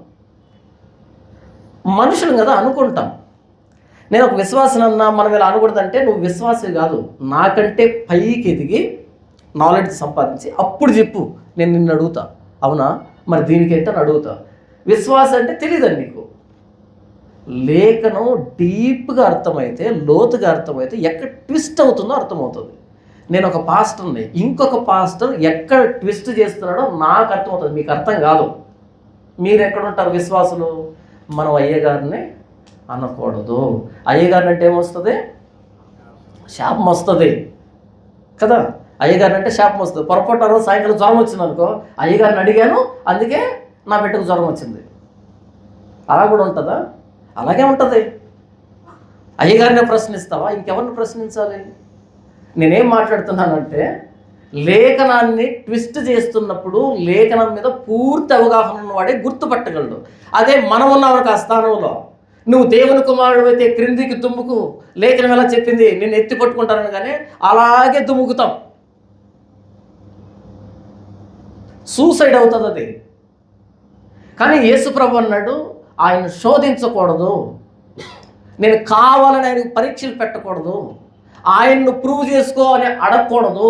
నేను దుమ్ముకుతున్నాను, ఎత్తి పట్టుకోను దేవుడు అయితేనే నేను ఆయనకు టెస్ట్లు ఇవ్వకూడదు. నేను పడుతూ ఉంటే ఆయన కాపాడుతానేమో, కానీ నేనే వెళ్ళి దుమ్మికి పట్టుకో దేవుడు అయితే అని అనకూడదు. ఎలా వచ్చింది యేసుప్రభుకి? ఆయన వయసులోనూ జ్ఞానంలోనూ మనుషుల ధైర్యము దేవుని ధైర్యం ఎదుగుతున్నాడు. ఆయన తన వాడుకు చొప్పున దేవాలయానికి వెళ్ళి ధర్మశాస్త్రం చదవడం నిలవబడ్డాడు. ఆయన వాడికి ఏంటి ధర్మశాస్త్రం చదవడం? 12 ఏళ్ళప్పుడే శాస్త్రుల పరిచయాన్ని ప్రశ్నించాడు ఆయన ధర్మశాస్త్రంలో. మనం ఎప్పుడు చదివాం బైబిల్ని? బైబిల్ చదవం, మనుషులను చూస్తూ ఉంటాం. వాక్యాన్ని ట్విస్ట్ చేస్తుంది అపవాదే, సందర్భంలోంచి బయటకు లాగుతుంది అపవాదే. మీకు ఒక మాట చెప్తాను. ఏదైనా ఒక రోగం వచ్చిందనుకో క్రైస్తవులకి మెడికల్ షాప్కి వెళ్ళరు. ఎక్కడికి వెళ్తారు? దగ్గరలో ఉన్న చర్చికి వెళ్ళి 50 రూపాయలు ఇచ్చి యేసు రక్తం బాటిల్ కొనుక్కుంటారు. అంతేనా? యేసు రక్తం బాటిల్ కొనుక్కుంటారు. యేసు రక్తం బాటిల్ బైబిల్లో కనపడదు. ఈ మాట అన్నాను అనుకో, చదవలేదు నువ్వు బైబిల్? ఎక్కడుంది అది? యాకోబు పత్రికలో ఏం చెప్పారు? ఏం చెప్పారు?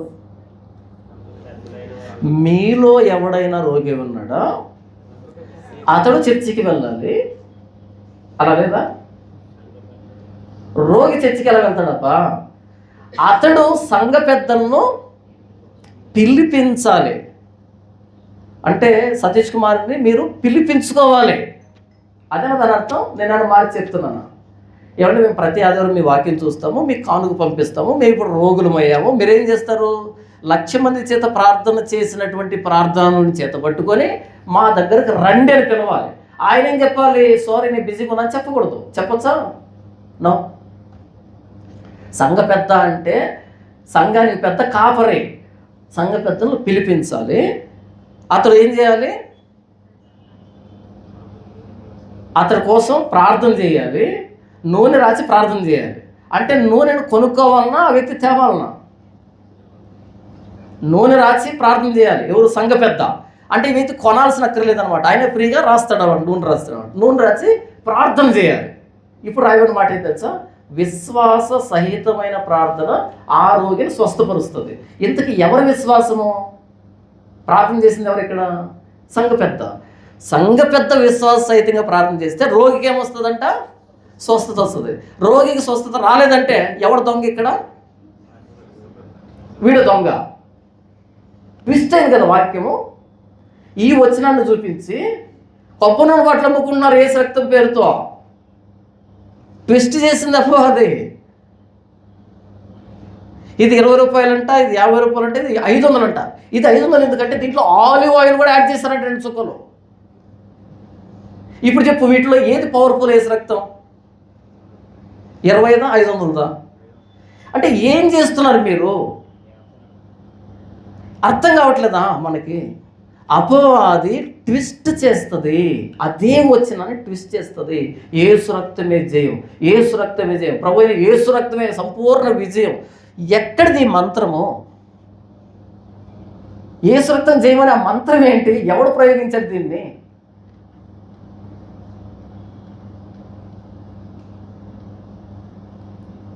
మా ఏరియాలో ఒక చర్చ్ ఉంది, శాల అంటారు దాన్ని. శాల అని బైబిల్లో లేదు, కానీ మనం పశువుల శాల అంటాం కదా, ఎగ్జాక్ట్గా అక్కడ కూడా పశువులు ఉంటాయి. అన్ని మెదడు లేనటువంటి పశువులు ఉంటాయి అక్కడ. అక్కడ ఏం చేస్తారంటే, అంతమంది ఏం చేస్తారంటే కొబ్బరి నూనె బాటిల్ అమ్మేవాళ్ళు. ఇప్పుడు ఏం చేస్తున్నారంటే ఒక మెషిన్ తెచ్చారు, అది స్ప్రే చేస్తుంది. చూసారు మీరు ఎప్పుడైనా? అలా వాళ్ళు వస్తూ ఉంటే అప్పుడు ఏం చేస్తారంటే ఇలా నుదుటిని ఇలా సిలువేసి నూనెతో ఇలా సిలువేస్తారనమాట. తలనొప్పి అయితే తల మీద సిలువేస్తారు, కడుపు నొప్పి అయితే కడుపు మీద సిలువేస్తారు అనమాట. ఎక్కడ నొప్పి అయితే అక్కడ సిలువేస్తారు. ఎందుకంటే సిలువ వేయకపోతే వర్కౌట్ కాదు అది. అలా సిలువేసి ప్రార్థన చేసేవాళ్ళు. ఇప్పుడు ఏమైందంటే ఫ్లో ఎక్కువైంది, జనాలు ఎక్కువైపోయారు. జనాలు ఎక్కువైపోయేటప్పటికీ అందరికీ ఇలా సిలువ వేసే కొద్దీ వీడు సిలువ ఎక్కుతాడు సాయంకాలం అయిపోయేటప్పటికి. కాబట్టి ఏం చేశాడు? ఒక మెషిన్ తెచ్చుకున్నాడు.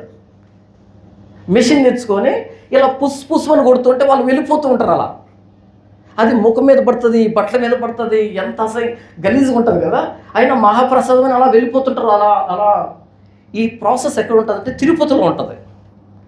ఒకవేళ నీళ్లు పారుతూ ఉంటే ఆ నీళ్ళలో నడుచుకుంటూ వచ్చి దర్శనం చేసుకునేవాళ్ళు. ఎందుకని? అందరు కాళ్ళు కడుక్కోవడం కష్టం కాబట్టి ఫ్లో వదిలితే అలా పోయినప్పుడు కాళ్ళు పరిశుద్ధం అవుతాయి, అలా దర్శనం చేసుకొని వచ్చేవాళ్ళు.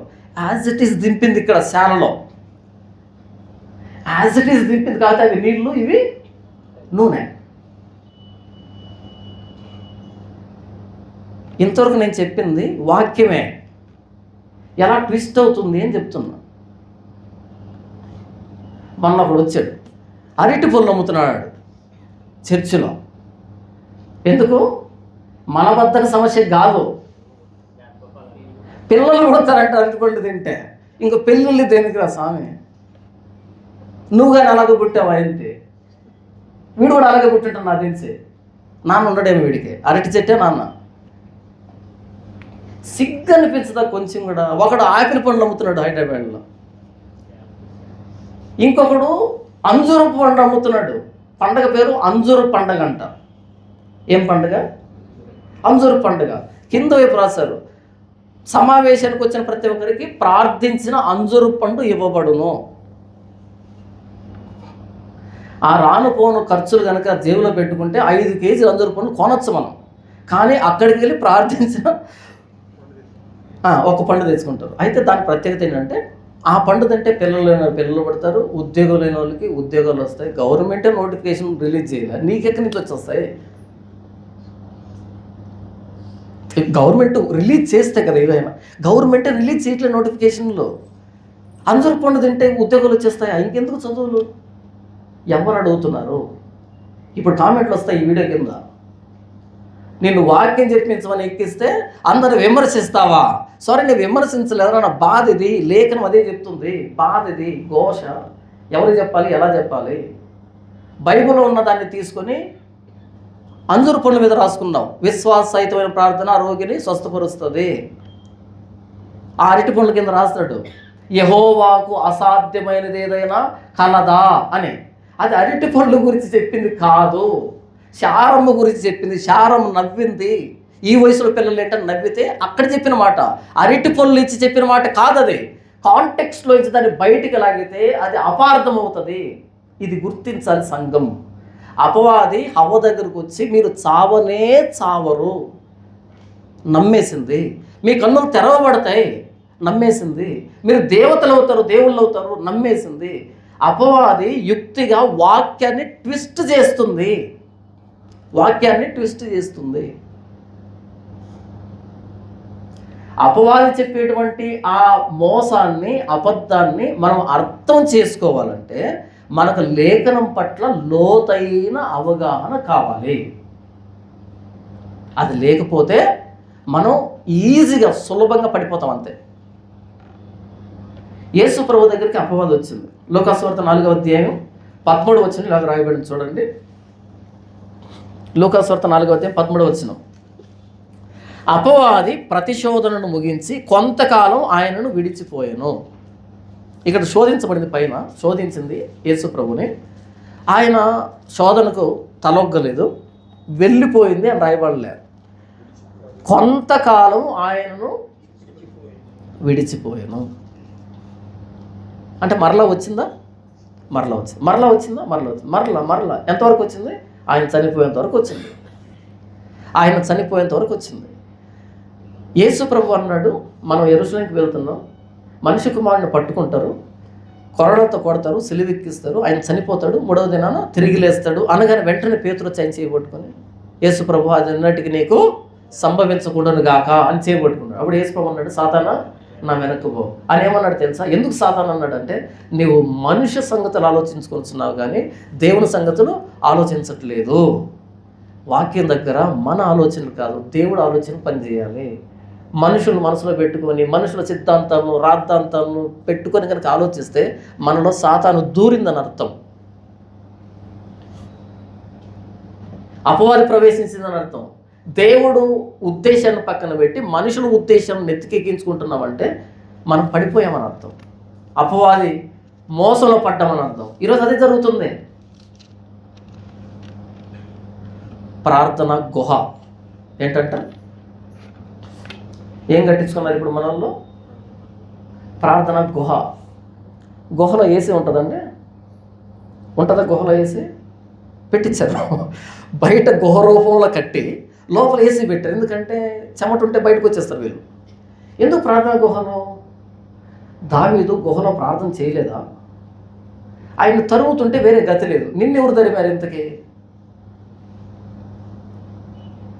అక్కడ ఉందండి, ఏం చేస్తాడంటే అంతే, మేము ఫాలో అవుతామంటే. ఇదే పరిస్థితి అయిపోయింది. ఎవడి ఆలోచన వాడిది, వాళ్ళ ఫాలోవర్స్ వాళ్ళకి సంబంధించి ఉంటారు. మనుష్య సంగతులు కాదు, మనం వాటి కాదు లోబడాల్సింది. దేవుడు ఏం చెబుతున్నాడు? నీ తలుపు గడియ పెట్టుకొని రహస్యమును చూసి తండ్రికి ప్రార్థన చేస్తే రహస్యముందున్న తండ్రి నీకు ప్రతిఫలం ఇస్తాడు అని ఆయన చెప్తే, కాదు మా ప్రేయర్ టవర్ ఫోన్ చేస్తే మేము మీకోసం ప్రార్థన చేస్తాం అంటే ఎవరి ప్రార్థన వాళ్ళు చేసుకోరన్నమాట. నాకు చాలామంది ఫోన్ చేస్తారు, అన్న మా కోసం ప్రార్థన చేయంటే చెయ్యను. అదే మీరు పాస్టర్ కాదా? నేను పాస్టర్నే, చెయ్యను. బిజీగా ఉన్నారా? కాదు, చాలా ఖాళీగా ఉన్నా, నేను చేయను.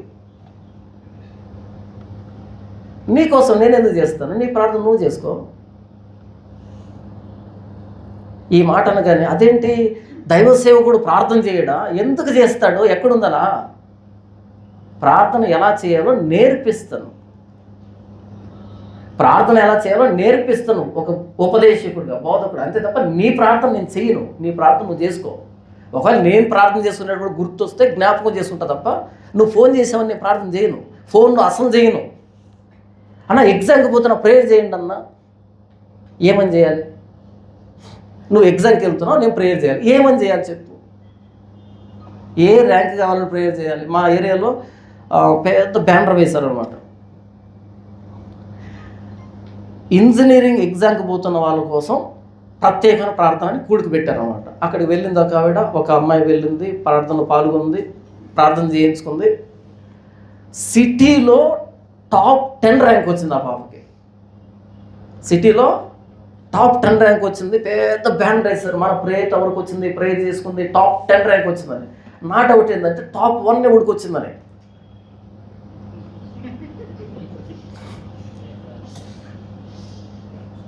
వాడు దేవుణ్ణి నమ్మడంట. ఆ టాప్ 1 వచ్చినాడు దేవుణ్ణి నమ్మడంట. నాకు అనిపించింది, వీడికి అసలు బుర్ర పని చేస్తుందా? ఏం రాస్తుంది? ఎగతాళి చేస్తున్నాడు వీడు. ఇక్కడ ప్రార్థన సమావేశానికి వచ్చి 10th ర్యాంక్ వచ్చిందంటే వీడు ఎగతాళి చేస్తున్నాడు క్రిస్టియానిటీని, దేవుణ్ణి ఎగతాళి చేస్తున్నాడు. అర్థం కావట్లేదు ఎవరికి. టాప్ 1 కదా రావాల్సింది, టాప్ 10 ఎందుకు వచ్చింది? ఈ మీటింగ్ పెట్టాడే వీడి కొడుకు మొత్తం పోయాడు. ఈ మీటింగ్కి వచ్చిన ఒక అమ్మాయికి టాప్ 10 వచ్చింది, వీడి కొడుకు మొత్తం పోయాయి. మొత్తం పోతే అడుగుతారు కదా, అదేంటి పాస్టర్ గారు మీ కొడుకే అన్ని పోయాడు ఎందుకు అంటే అందులో ఒక మర్మం ఉంది. ఏంటా మర్మం?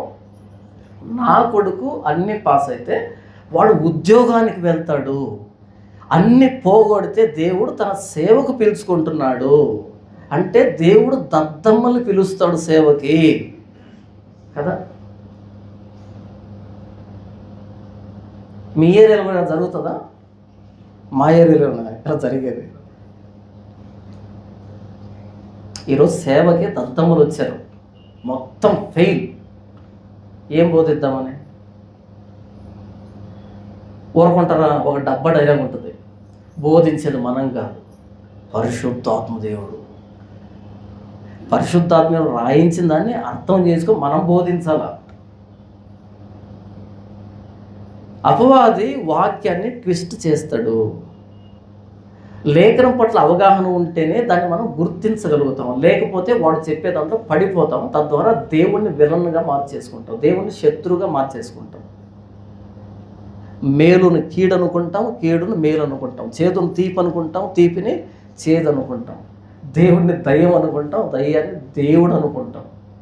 అన్నిటి మించి మనల్ని మనం దేవుళ్ళుగా చేసుకుంటాం. ఒకప్పుడు యేసుప్రభు మీద పాటలు రాసేవాళ్ళు, ఇప్పుడు అయ్యగారుల మీద పాటలు రాస్తున్నారు. తెలుసా తెలీదా మీకు? ఒకప్పుడు యేసుప్రభు మీద పాటలు రాసేవాళ్ళు, ఇప్పుడు ఆత్మీయ తండ్రులు పుట్టినరోజుకి ఆత్మీయ తండ్రి మీద పాట రాస్తున్నారు. వీరుడివి శూరుడి ధీరుడు అని రాయచ్చట. ఎక్కడ యేసుప్రభు ఆరాధించబడాలో అక్కడ మనిషి ఆరాధించబడుతున్నాడు. ఇదంతా అపవాది శోధనే. నేను చెప్తున్నదంతా అపవాది శోధనే. ఇకపోతే ఈ అపవాది శోధనలో ఎవరు పడ్డారు అంటే ఫస్ట్ కపుల్, మొట్టమొదటి జంట. అంటే ఫస్ట్ వాళ్ళే కదా క్రియేషను, వాళ్ళే పడ్డారు. ఇప్పుడు మనం ఎంత దూరంలో ఉన్నాం క్రియేషన్కి? ఫస్ట్ కపులే టెంప్టేషన్కి లోబడిపోతే మనం ఎంత దూరంలో ఉన్నాం క్రియేషన్ నుంచి? పడతావా? పడే ఉన్నాం, లేవలే, లేచాడు కదా పడేది, ఎప్పుడో పడిపోయినాం. నంబర్ 2, వాళ్ళు ఎక్కడున్నారు? ఏదేని తోటలో ఉండి పడ్డారు. మనం ఎక్కడున్నాం? భ్రష్టు పట్టిపోయిన ప్రపంచంలో ఉన్నాం. పడతామా? పడతాం. వాళ్ళు డైలీ దేవుడితో మాట్లాడుతున్నారు. బైబిల్ చదవడం కాదు, నేరుగా దేవునితో మాట్లాడుతున్నారు. ప్రతి చల్లపూట మాట్లాడుతున్నారు. దేవునితో డైలీ మాట్లాడే వాళ్ళే పడితే సంవత్సరానికి ఒకసారి వాగ్దానం తీసుకునే మనం పడతామా? సంవత్సరానికి ఒకసారి వాగ్దానం తీసుకునే మనము, ప్రతిరోజు క్యాలెండర్లో చదివేటువంటి మనము, ఇప్పుడు దరిద్రం కొట్టు సంప్రదాయం వచ్చింది. ఈ దిన వాగ్దానము. ఎంతకు ఎవరిచ్చిన వాగ్దానము? ఎవరికి ఇచ్చిన వాగ్దానం?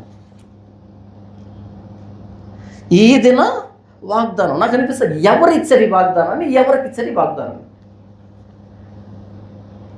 నిశ్చయముగా దేవుడు నిన్ను ఆశీర్వదించడం వచ్చిందనుకో, రేపటి రోజుకి అప్పులు ఉంటాయా పోతాయా? రేపు వాగ్దానం వస్తుంది కదా, అప్పటికి అప్పులు పోయి ఉంటాయా? ఆశీర్వాదం అంటే అప్పులు పోతాయి కదమ్మా, కదా. యెహోవా ఆశీర్వాదం ఐశ్వర్యం ఇచ్చును, ఈరోజు వాగ్దానం. ఇప్పుడు రేపు 24 గంటలు దాటిన తర్వాత ఇంకో వాగ్దానం వచ్చేటప్పటికి ఏముండాలి? మనం ఐశ్వర్యవంతులుగా ఉండాలి. ఉంటున్నారా? ఈ పెట్టినోడు ఉంటున్నాడు, కానీ ఆ వాగ్దానం తీసుకున్న వాళ్ళు లేరు. అలా ఎందుకు లేరు? ఎందుకు ఈ దిన వాగ్దానాలు వచ్చాయంటే బద్ధకస్తులు తయారయ్యారు కాబట్టి, వాళ్ళకి ఏదో బిస్కెట్లు వేయాలి కాబట్టి కాదా? వాక్యాన్ని పూర్తిగా ట్విస్ట్ చేసుకున్నాం. దేవునితో మాట్లాడే వాళ్ళనే పడగొడితే వాడు, దేవునితో ఏమాత్రం సంబంధం లేని, ఆయన ఏం మాట్లాడో తెలియనటువంటి, సంవత్సరానికి ఒకసారి ఒక చిన్న మొక్క తీసుకొని వాగ్దానం పేరు పెట్టుకొని రోజు ఈ దిన వాగ్దానం అని చెప్పుకుంటున్నటువంటి, క్యాలెండర్లో చదువుకుంటున్నటువంటి, లేదా గబగబా 2 లైన్లు చదువుకొని ప్రార్థన చేసుకొని, చదువుకోకపోతే దేవుడు ఏమనుకుంటాడో అని మరలా అది కూడా తెలుసుకుందామని కాదు. ఈరోజు లేచాను, ఒక అధ్యాయం చదవాలి, అది ఏం చదివాడు తెలియదు పాపం. గబగబా చదివి గబగబా బాత్రూంలో దూరి స్నానం చేసి గబగబా ఆఫీస్కి వెళ్తాం. ఎందుకు ఏం చదివాడు తెలియదు పాపం. ఇలాంటి మనం పడమా? అపవాద శోధనకి ఖచ్చితంగా పడతాం. ఏదేని తోటలో ఉన్న వాళ్ళు పడ్డారు, రోజు దేవునితో మాట్లాడే వాళ్ళు పడ్డారు, ఫస్ట్ కపుల్ వాళ్ళే, ఫస్ట్ క్రియేషన్ వాళ్ళే పడ్డారు. మనం పడడం అన్నది చిన్న విషయం. అందుకే యేసు ప్రభువు మనకేమైనా ప్రార్థన నేర్పించడం అంటే, మమ్మును శోధనలోనికి తేక దుష్టుల నుండి తప్పించు. ఎందుకంటే తప్పించుకోవడం నాకు చేత కాదు కాబట్టి నువ్వు తప్పించు అని ప్రార్థన నేర్పించాడు. ఈరోజు చేసావు ఆ ప్రార్థనని? ఎవరైనా చెప్పారలా? దయ్యాల నుంచి విడుదల కోసం ప్రత్యేకమైన ప్రార్థనలు నేర్పించుంటారేమో, కానీ ప్రతిరోజు దయ్యం శోధిస్తుందని తెలుసా మనకి? కొంతకాలం ఆయన్ని విడిచిపోయానంటే చచ్చేంత వరకు ఆయన వెంబడించింది, అది దాని అర్థం. పదే వెంబడించింది అది అని అర్థం. ఆయనకే శోధన తప్పకపోతే మనకెందుకు తప్పుతుంది? ఆయన శోధించబడ్డాడని మత్తయి సువార్త 4వ అధ్యాయంలో ఎవరు చూశారు? చూసింది ఎవరు? ఐ విట్నెస్ ఎవరు లేరు. అప్పటికి అపోస్తలులు లేరు. ఆయన ఒక్కడే శోధించబడ్డాడు. ఆయన శోధించబడిన విషయాన్ని ఆయనే అపోస్తలులతో చెప్తే వాళ్ళు రాశారు దాన్ని. ఎందుకు చెప్పుకున్నాడు ఆయన పర్సనల్ విషయాన్ని? ప్రపంచానికి తెలియాలి కాబట్టి. ఆ శోధకుడు ఆయన యొద్దకు వచ్చి ప్రపంచాన్ని మోసపుచ్చేటువంటి వాడు అని రాయబడింది. అందరిని మోసపరుస్తాడు. యేసు ప్రభుకే శోధన తప్పకపోతే నాకెందుకు తప్పుతుంది? ఆయనే నిలబడ్డాడు, కానీ నేను ఎలా నిలబడతాను? కాబట్టి యేసు నేర్పించాడు, మమ్మల్ని శోధనలోకి తేక దుష్టు నుంచి మమ్మల్ని తప్పించు. కంటిన్యూస్ బ్యాటిల్ ఉంటుంది మనకి. యుద్ధ రంగంలో ఉన్నాం మనము. ఏదైనా మనం పోరాడున్నది శరీరంతో కాదు, కానీ లిస్టు చెప్పాడు అక్కడ. ప్రధానులతో, అధికారులతో, అంధకార సంబంధమైన లోకనాథులతో, ఆకాశ మండలంలో దురాత్మల సమూహంతో ఉన్నారా? వీళ్ళంతా ఉన్నారు. ఏం చేస్తున్నారు వాళ్ళంతా? డైలీ మన మీద ప్రయోగం చేస్తూనే ఉన్నారు. డైలీ మనల్ని శోధిస్తూనే ఉన్నారు. ఇంత యుద్ధంలో ఉండి ప్రతినిత్యం దేవుడి పాదాలు పట్టుకోవాల్సిన స్థితిలో ఉన్న మనం అన్నీ మరిచిపోయి వాగ్దానాల మీద ఆధారపడేటువంటి స్థితిలోకి వచ్చాం. సీమోను నిన్ను అపవాది గోధుమల వలె జల్లించడానికి కోరుకున్నాడు. అయితే నేను తండ్రిని వేడుకున్నాను కాబట్టి తప్పించబడ్డావు. యేసు ప్రభు ఇన్నర్ సర్కిల్లో ఉన్నటువంటి 12 మంది శిష్యుల్లో యోధాలోనికి అపవాది ప్రవేశించాడు. ఎలా జరిగింది?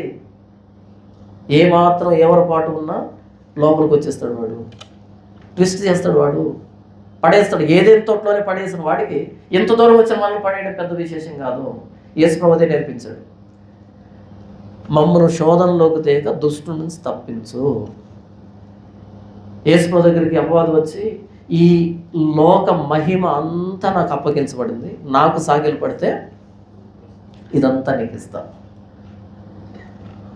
సతీష్ కుమార్ సాగిలు పడ్డాడు కాబట్టి ఇచ్చేశాడు. నిజం.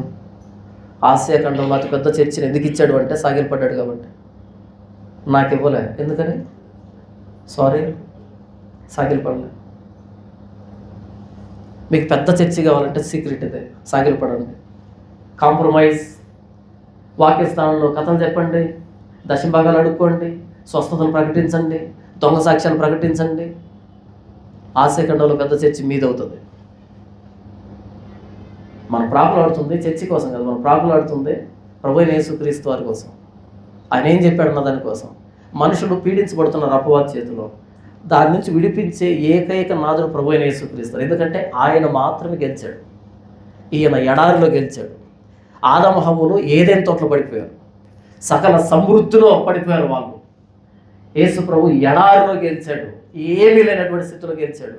40 రోజులు ఆయన ఆకలి, ఆయన భోజనం పానం లేనటువంటి స్థితిలో, చచ్చిపోయేటువంటి ఆకలిలో, మనుషుడు రొట్టె వలన మాత్రం కాదు కానీ దేవుని నోటి నుండి వచ్చి ప్రతి మాట వల్ల జీవించడం వ్రాయబడి ఉన్నది. ఆయన ప్రాణం ఇచ్చాడు కాబట్టి బ్రతుకున్నారు. కానీ ప్రాణం, ఆహారం కంటే ప్రాణము, దేహము కంటే వస్త్రము గొప్పవి కావా? చచ్చిపోయే స్థితిలో కూడా ప్రభువైన యేసుక్రీస్తు వారు, దేవుడు ప్రాణం తీస్తే పోతుంది కానీ బ్రెడ్ లేకపోతే ప్రాణం పోదు. ఆదాము హవ్వలు ఏదైనా తోటలో పడిపోతే యేసు ప్రభు అరణ్యంలో గెలిచాడు. వాళ్ళు సకల సమృద్ధిలో పడిపోతే ఆయన 40 రోజుల ఆకలిలో గెలిచాడు. ఆయన లేకపోతే నేను శోధనలో నుంచి తప్పించబడడం అసాధ్యం. నా సొంత శక్తి సామర్థ్యాలతో శోధన నుంచి తప్పించబడడం అసాధ్యం. ఈ ప్రభు అయిన యేసుక్రీస్తు వారు మనకు అర్థం కాకపోతే ఎలా పడేస్తాడు వాడు, ఎక్కడ పడేస్తాడు వాడు, పడేసాడు అన్న విషయం కూడా తెలియదు మనకి.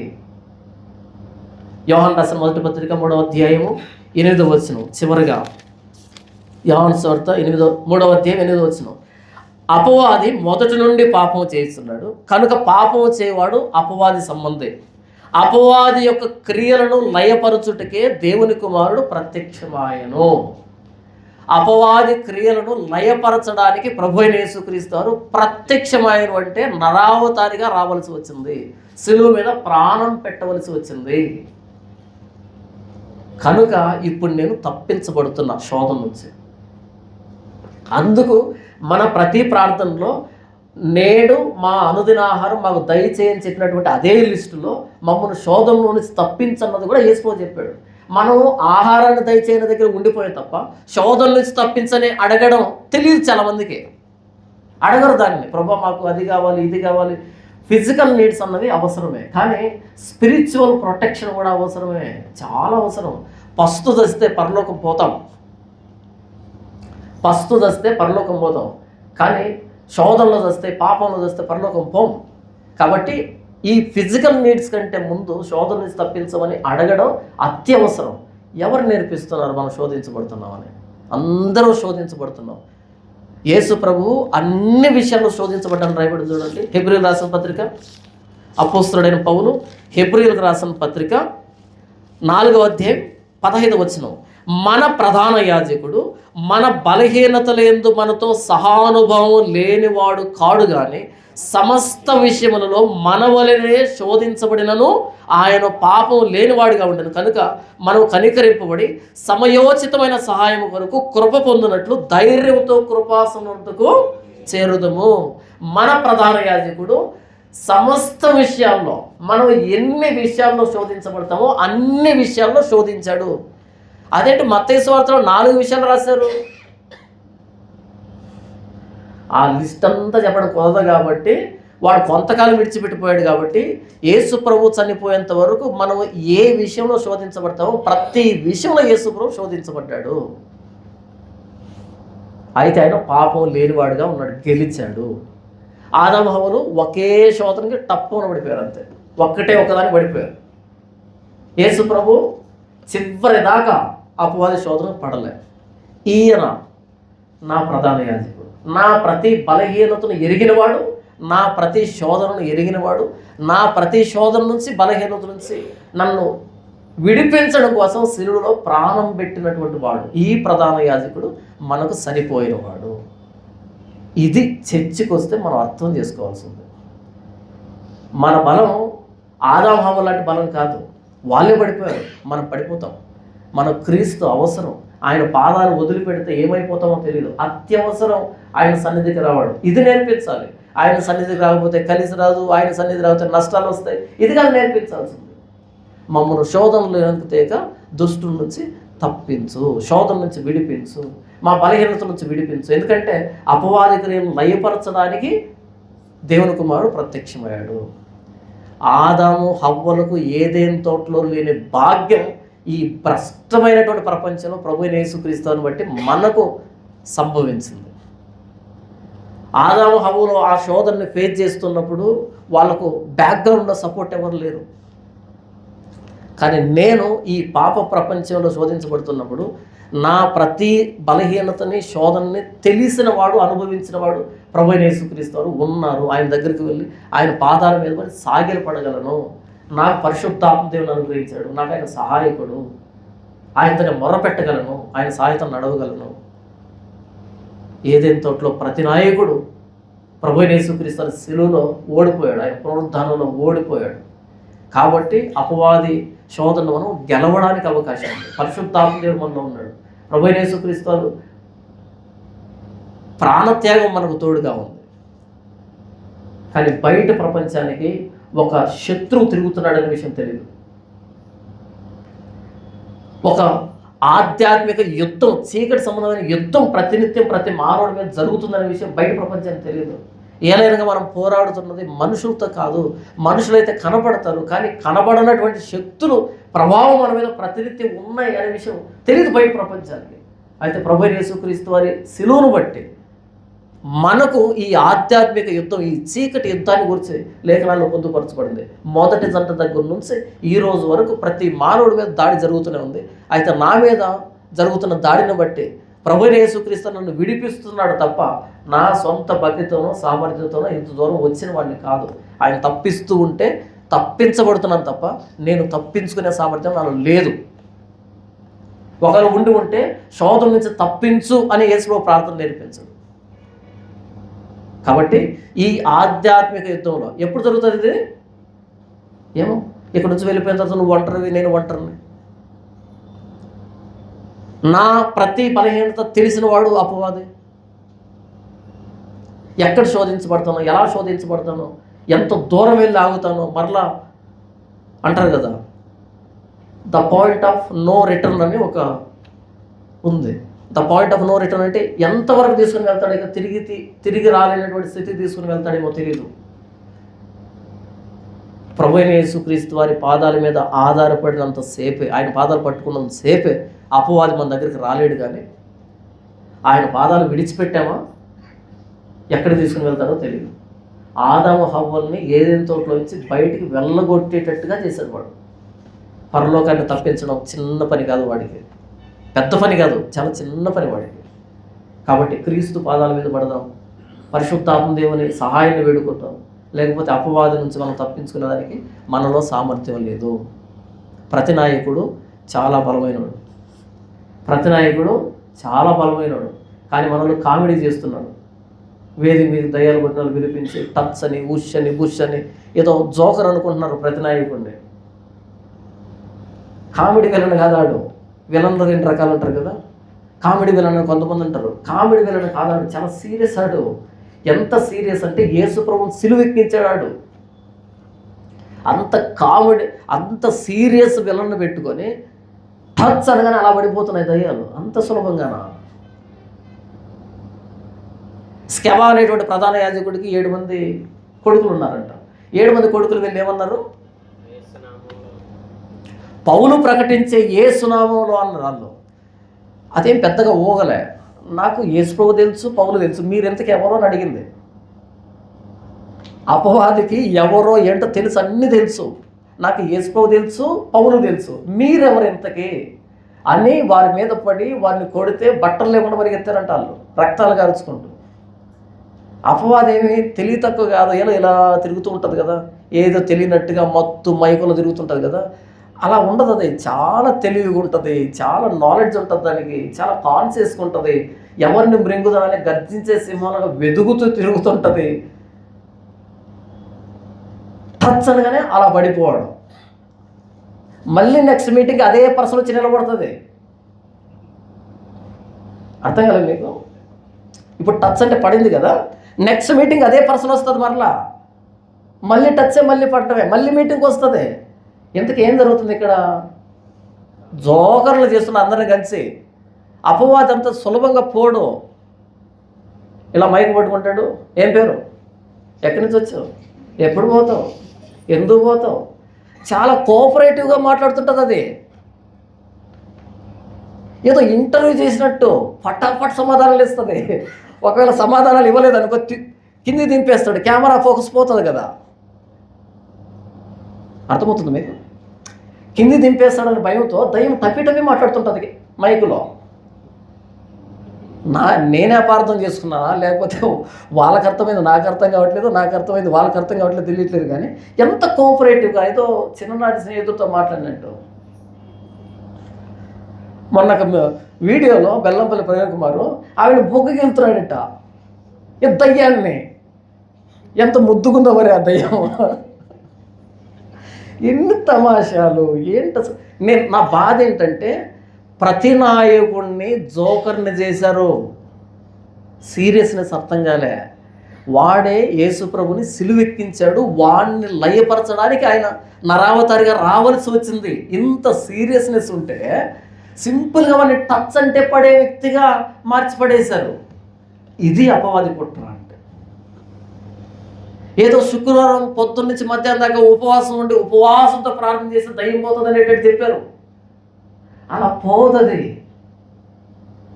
ఇకపోతే రోగాలు వచ్చిన వాళ్ళే, అనారోగ్యం వచ్చిన వాళ్ళే, వాళ్ళకి దయ్యం పట్టినట్టు. దయ్యం చాలా క్రాఫ్టీ అంటారు దాన్ని, చాలా క్లవర్, అది యుక్తిగా ఉంటుంది, చాలా నాలెడ్జ్ దానికి. దేవుడి మాటను కంప్లీట్ ఆపోజిట్ డైరెక్షన్లో ట్విస్ట్ చేస్తుంది. ఆయన అవునంటే కాదంటది. దేవుడు లేడని బుద్ధిహీనులు తమ హృదయం అనుకుంటారు. దేవుడు లేడని ఆస్తికుల్ని, క్షమించండి, నాస్తికుల్ని, హేతువాదుల్ని ఎవరు క్రియేట్ చేసి ఉంటారు? వాళ్ళ సిద్ధాంతాన్ని ఎవరు ఇచ్చారు ఇంతకీ? దేవుడు లేడు అని ఎవరు చెప్పుంటారు? వాళ్ళకి ఆ లాజిక్లు ఎవరు ఇచ్చింటారు? ఆ రీజనింగ్ ఎవరు ఇచ్చింటారు? మనం ఏమనుకుంటున్నాం? ఏదో ఆరాధన పేరుతో కాంబో కొట్టగానే అలా ఊగుతుంటుంది చూసావా, గట్టి గట్టిగా కేకలేసి, అది అనుకుంటున్నాం. నో, సూటు బూట్ వేసుకొని చాలా ప్రొఫెసర్లకు బిల్డప్ ఇస్తుంది, ఇంటలెక్చువల్ లెక్క ఉంటుంది. అదే విషయం. ప్రతి నాయకుడు ఉన్నాడు ఏదైతే నుంచి. ఆ ప్రతి నాయకుడు సిలువలో ఓడిపోయాడు, సిలువలో యేసు ప్రభు ఓడించాడు. ఆ ప్రతి నాయకుడు మన మీద దాడి చేయడానికి ఎప్పటికప్పుడు సిద్ధపడుతున్నాడు. ప్రకటన గ్రంథం 12వ అధ్యాయం 9వ వచనం నుంచి రాయబడినటువంటి మాట చూడండి, ఎంత భయానకంగా ఉంటుందో చూడండి. ప్రకటన గ్రంథం 12వ అధ్యాయం 9వ వచనం నుంచి చదివి వినిపిస్తాను. కాగా సర్వలోకమును మోసపుచ్చుచు అపవాది అనియు సాతాననియు పేరు గల ఆది సర్పమైన ఆ మహాఘట సర్పం పడద్రోయబడెను. అది భూమి మీద పడద్రోయబడెను, దాని దూతలు దానితో కూడా పడద్రోయబడిరి. మరియు ఒక గొప్ప స్వరం అంటే ప్రపంచం అందరూ తెలుసుకోవాల్సినటువంటి ప్రకటన అని.